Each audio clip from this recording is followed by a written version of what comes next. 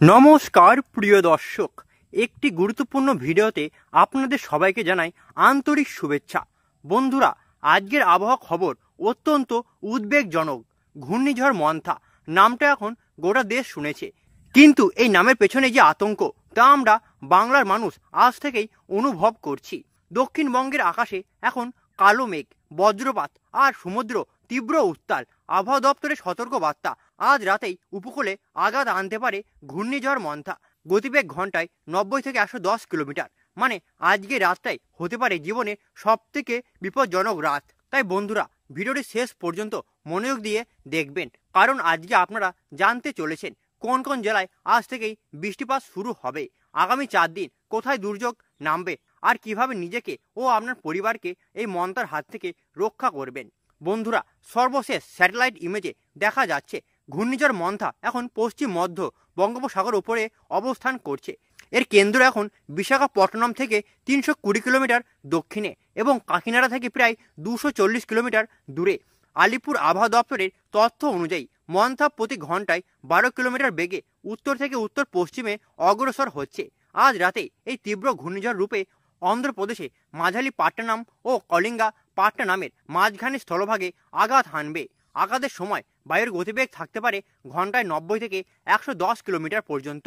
মানে আজ রাতটা একদমই ভয়াবহ রাত। বন্ধুরা, এবার দেখে নেওয়া যাক লাইভ স্যাটেলাইট ছবিটা। পুরো দক্ষিণবঙ্গ এখন মেঘে ঢাকা। পুরুলিয়া, বাঁকুড়া, ঝাড়গ্রাম, পশ্চিম ও পূর্ব মেদিনীপুর, হাওড়া, হুগলি, কলকাতা, উত্তর ও দক্ষিণ 24 পরগনা সব জেলাতেই বজ্রসহ বৃষ্টি শুরু হয়ে গেছে। আপনারা যদি হাওড়া, কলকাতা বা পুরুলিয়া থেকে হন, অবশ্যই কমেন্টে জানান আপনাদের এলাকায় এখন কেমন বৃষ্টি হচ্ছে, কারণ আপনাদের একটা কমেন্ট হতে পারে আগামী দিনের সতর্ক বার্তা। প্রিয় দর্শক, এবার আসি উত্তরবঙ্গে। উত্তরবঙ্গে এখন আবহাওয়া তুলনামূলকভাবে শান্ত, তবে মালদা, দিনাজপুর, জলপাইগুড়ি, আলিপুরদুয়ার, কোচবিহার সব জেলাতেই এখন ঘন মেঘ দেখা যাচ্ছে।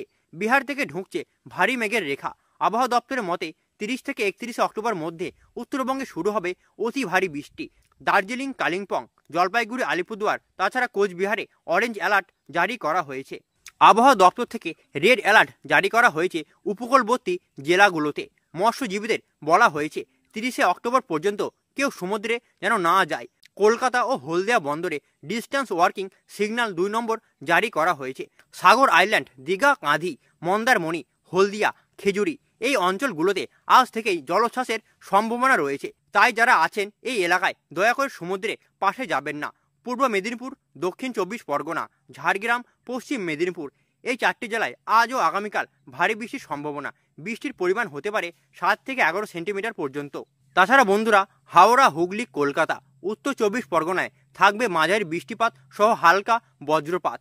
এখানে বজ্রপাতই হলো সব থেকে বেশি বিপজ্জনক, তাই খোলা মাঠে এবং গাছের নিচে একদমই দাঁড়াবেন না। এছাড়া বন্ধুরা, 31 অক্টোবর থেকে 1 নভেম্বরের মধ্যে উত্তরবঙ্গে আরও দুর্যোগ বাড়বে। দার্জিলিং, কালিম্পং, জলপাইগুড়ি, আলিপুরদুয়ার ও কোচবিহারে অরেঞ্জ অ্যালার্ট জারি করা হয়েছে। পাহাড়ে ধস নামার আশঙ্কা প্রবল, তাই ভ্রমণে যারা যাচ্ছেন এই কয়েকদিন যাত্রা থেকে স্থগিত রাখুন। প্রয়োজনে স্থানীয় প্রশাসনের সঙ্গে যোগাযোগ করুন। দক্ষিণবঙ্গে 30 থেকে 31 অক্টোবর পর্যন্ত বাড়বে বিক্ষিপ্ত বৃষ্টি। পুরুলিয়া, বাঁকুড়া, বীরভূম ও পশ্চিম বর্ধমানে। কলকাতা, হাওড়ায় মাঝারি বৃষ্টি হলেও বাতাস থাকবে ঘন্টায় 30 থেকে 40 কিলোমিটার বেগে। প্রিয় দর্শক, আপনি এই ভিডিওটি কোন জেলা থেকে দেখছেন নিচে অবশ্যই কমেন্টে জানাতে ভুলবেন না। বন্ধুরা, আপনি যদি আমাদের চ্যানেলে নতুন এসে থাকেন, অবশ্যই আমাদের চ্যানেলটিকে সাবস্ক্রাইব করে পাশে থাকা বেল আইকনটি প্রেস করে দেবেন, যাতে এরকম আপডেট সবার আগে আপনি পান। সকলে সুস্থ থাকবেন, ভালো থাকবেন। ধন্যবাদ।